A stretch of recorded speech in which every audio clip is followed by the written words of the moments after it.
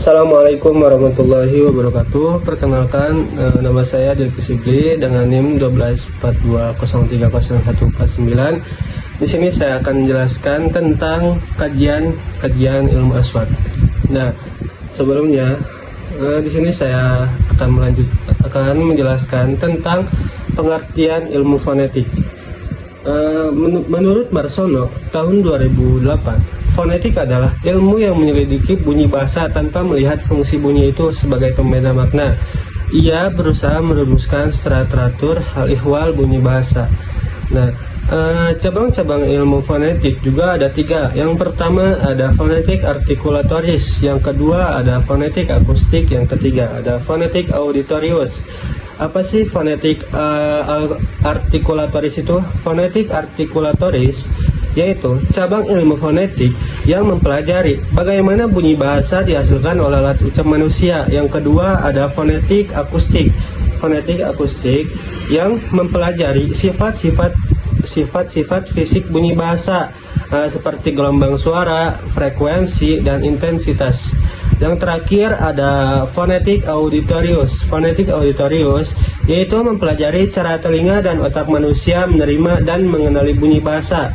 Lanjut, kedudukan ilmu fonetik dalam linguistik itu sangat penting.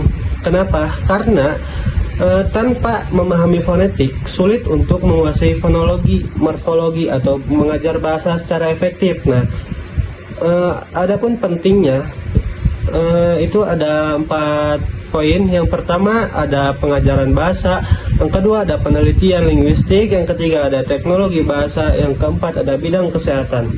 Lanjut, saya akan melanjutkan penjelasan selanjutnya, yaitu tentang deskripsi bunyi-bunyi berdasarkan tempat keluarnya dan sifat-sifatnya. Nah, klarifikasi bunyi bahasa Arab berdasarkan tempat keluarnya itu ada 11. Yang pertama ada bunyi labial. Apa bunyi labial? Bunyi labial yaitu karena pertemuan antara bibir bawah dan bibir atas, maka terjadilah bunyi labial. Hurufnya yaitu huruf mim dan ba. Yang kedua ada bunyi labiodental. Bunyi labiodental yaitu bibir bawah dan atas, bibir bawah dan gigi bagian atas itu bersentuhan. Hurufnya ada 1 yaitu fa. Yang ketiga ada bunyi interdental. Bunyi interdental yaitu ujung lidah dengan gigi bagian atas dan bawah itu saling bertemu. Hurufnya ada 3, ada go, ada za, ada sa. Yang keempat ada bunyi apicodento alveolar, yaitu ujung lidah menyentuh gusi dan gigi bagian atas. Hurufnya ada nun, lam, do, to, da, sama ta. Yang kelima ada bunyi apicoalveolar. Bunyi apicoalveolar yaitu terjadinya karena ujung lidah menyentuh gusi atas. Hurufnya ada 4, ada ro, ada za, ada sa, ada so. Yang keenam ada bunyi frontopalatal. Bunyi frontopalatal yaitu terjadinya karena bagian lidah mendekati langit-langit keras. Hurufnya yaitu shin dan ja. Yang ketujuh bunyi centropalatal melibatkan bunyi centropalatal yaitu ketika bagian lidah terangkat ke langit-langit keras tanpa menutupnya. Hurufnya ada 1, cuman ya doang. Yang ke-8 bunyi langit-langit belakang. Bunyi langit-langit belakang yaitu terjadinya antara melibatkan bagian belakang lidah yang bersentuhan dengan langit-langit belakang tenggorokan. Contohnya hurufnya ada 4 di sini. Ada kho, ada go, ada kaf, ada waw. Yang ke-9 ada bunyi langit-langit lembut. Bunyi langit-langit lembut yaitu melibatkan bagian belakang lidah yang bersentuhan dengan anak tekuk atau usula. Contohnya di sini hurufnya ada 1 yaitu kof. Yang ke-10 dua bunyi pangkal tenggorokan. dua bunyi pangkal tenggorokan, yaitu akar lidah dan tenggorokan dengan mendekatkan akar lidah ke ujung tenggorokan tanpa benar-benar menyentuh. Hurufnya ada dua, H sama Ain. Yang terakhir ada dua bunyi glotal. Dua bunyi glotal yaitu pangkal tenggorokan dan pita suara. Pangkal tenggorokan dan suara yang muncul berasal dari pita suara. Nah, hurufnya ada dua, hamzah sama H. Nah, apabila kita mengucapkan hamzah, maka pita suara kita akan tertutup, dan apabila kita mengucapkan H, maka pita suara kita akan terbuka. Di sini slide selanjutnya yaitu ada sifat-sifatnya. Nah, menurut Al-Barkawi, dia mengatakan ada 14 sifat. Menurut Al-Sahawi ada 16 sifat. Menurut Al-Jazari dan Al-Mursi ada 17 sifat. Yang terakhir ada Nasr Al-Juraisi, umumnya sepakat 17 sifat, namun minimalnya 13 sifat. Nah, adapun di sini yang poin-poin 6 itu yaitu ialah sifat-sifat yang digabungkan dari beberapa pendapat. Yang pertama ada zahar dan hams. Apa itu zahar? Zahar yaitu menahan napas ketika mengucapkan huruf, nah, dan suara keluar tanpa disertai hembusan napas.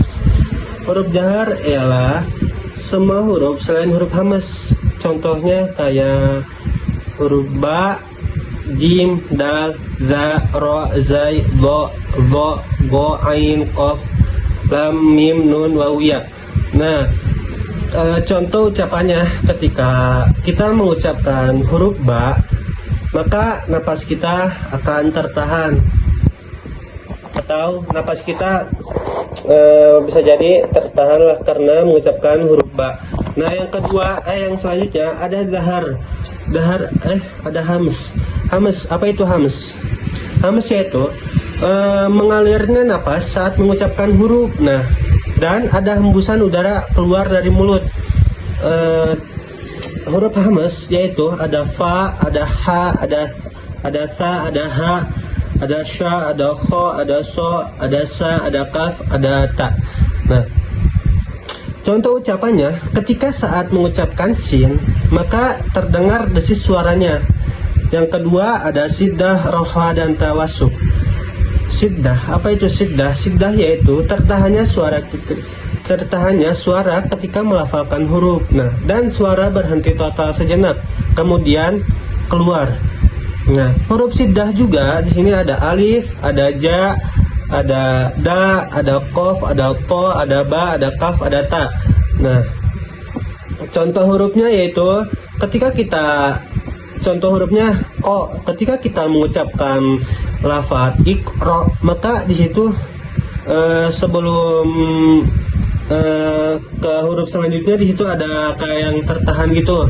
Nah, yang kedua yang selanjutnya ada rohwah.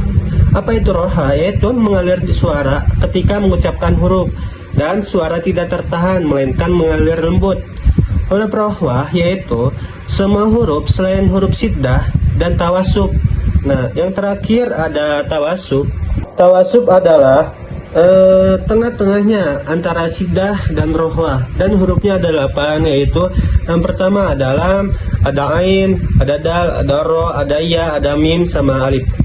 Nah, yang kedua di sini ada itbaq dan infitah. Apa itu itbaq? Itbaq yaitu melekatnya lidah ke langit-langit mulut bagian atas, nah, dan menghasilkan suara yang tebal.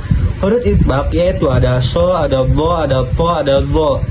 Nah, yang selanjutnya ada infitah. Apa itu infitah? Yaitu terbukanya lidah dari langit-langit mulut, nah, dan suara lebih ringan dan tipis. Huruf infitah yaitu semua huruf selain huruf itbaq. Lanjut nomor 4 ada istilah dan inhifad. Istilah yaitu mengangkat bagian belakang lidah ke langit-langit dan suara huruf menjadi tebal. Huruf istilah ada kho, ada so, ada go, ada go, ada ko, ada kof, ada go. Nah, yang selanjutnya ada inhifad. Inkhifad yaitu disebut juga dengan istiful, yakni kebalikan dengan isti'la, dan hurufnya yaitu yang tidak termasuk ke ke isti'la gitu. Nah, yang kelima ada zalaqah dan ismat. Apa itu zalaqah? Zalaqah yaitu menurunkan bagian belakang lidah dan suara huruf tipis dan ringan. Di sini ada selanjutnya ada hurufnya, yaitu ada fa, ada ra, ada mim, nun, lam, sama ba.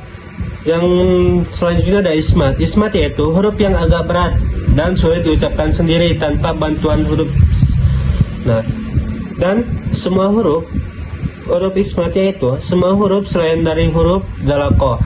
Yang keenam ada safir. Apa itu safir? Yaitu suara bersiul atau mendesing saat diucapkan.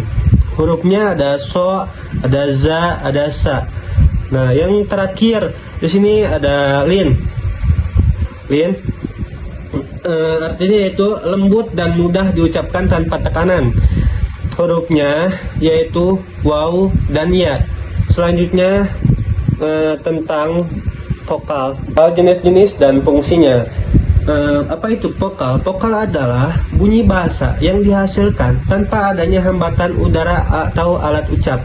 Nah, jenis-jenis vokal juga di sini ada 4. Yang pertama ada vokal pendek, yaitu patah, kasroh, dhamma.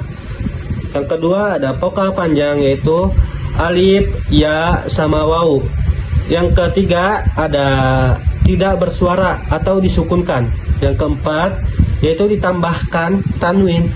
Nah, fungsinya yaitu yang pertama sebagai inti suku kata. Vokal menjadi pusat bunyi yang wajib ada dalam setiap suku kata. Yang kedua, fungsinya yaitu sebagai pembeda makna. Perubahan vokal dapat merubah arti kata, misalnya kayak alima sama ulima. Kan alima artinya mengetahui, kalau ulima yaitu artinya diketahui. Mari kita lanjut ke penjelasan yang terakhir, ada penjelasan alat ucap dan anggota-anggotanya. Nah, apa sih pengertian organ bicara? Pengertian organ bicara yaitu alat ucap adalah perangkat tubuh manusia yang terletak antara bibir dan paru-paru yang berperan dalam menghasilkan suara. Nah, proses produksi suara juga yaitu karena kerja sama antara organ-organ tersebut seperti paru-paru, pita suara, lidah, dan bibir. Nah, di sini ada macam-macam alat ucap. Yang pertama ada paru-paru. Apa itu paru-paru? Paru-paru adalah organ utama pernapasan dan sumber tenaga utara untuk menghasilkan bunyi. Yang kedua ada pipa udara atau trakea, yaitu saluran penghubung serta antara paru-paru dan tenggorokan, berfungsinya yaitu untuk menyalurkan udara keluar untuk pembentukan suara. Yang ketiga ada tenggorokan. Tenggorokan yaitu tempat pita suara berada. Pita suara dapat membuka atau menutup dan bergetar menghasilkan suara atau tidak bersuara. Nah, yang keempat di sini ada rongga di atas kerongkongan atau faring, yaitu berfungsinya sebagai ruang resonansi, memperkuat suara dan membentuk kualitas bunyi. Nah, terdiri atas rongga mulut, hidung, tenggorokan bagian atas. Yang kelima ada lidah. Lidah adalah organ utama pembentukan bunyi dengan 5 bagian penting. Yang pertama ada ujung lidah. Ujung lidah yaitu menghasilkan huruf sa, za, zo, ta, da, po, fo, lam, nun. Pinggir lidah yaitu menghasilkan huruf jim sama sya. Yang ketiga ada tengah lidah. Tengah lidah yaitu menghasilkan huruf ya. Yang keempat ada pangkal lidah. Pangkal lidah menghasilkan huruf kaf, go, ho, sama waw. Yang kelima ada akar lidah, yaitu menghasilkan huruf h sama ain. Yang keenam itu ada langit-langit mulut. Langit-langit mulut berperan dalam pembentukan bunyi tertentu. ada langit-langit keras, ada langit-langit lunak, ada anak lidah. Nah, yang ke-7 di sini ada gigi, sama yang ke-8 dan bibir. Gigi atas bekerja sama dengan bibir bawah atau ujung lidah untuk menghasilkan bunyi. Untuk menghasilkan bunyi apa? Yaitu bunyinya fa, sa, za, zo, ta, da. Nah, yang terakhir di sini ada bibir. Bibir yaitu bibir bawah aktif sedangkan bibir atas pasif. Nah, contohnya kayak terkatup atau bertemu antara bibir bawah dan bibir atas. Hurufnya ada ba sama ma. Yang selanjutnya melingkar. Nah, di situ akan kayak bunyi domah gitu. Yang terakhir ada terbuka, kayak kita melafalkan bunyi fathah dan kasroh. Cukup sekian. Mohon maaf apabila ada kesalahan. Mohon dimaafkan, dan saya juga di sini sedang belajar. Jadi cukup sekian dari saya penjelasannya. Semoga mudah untuk dimengerti. Dari saya, wassalamualaikum warahmatullahi wabarakatuh.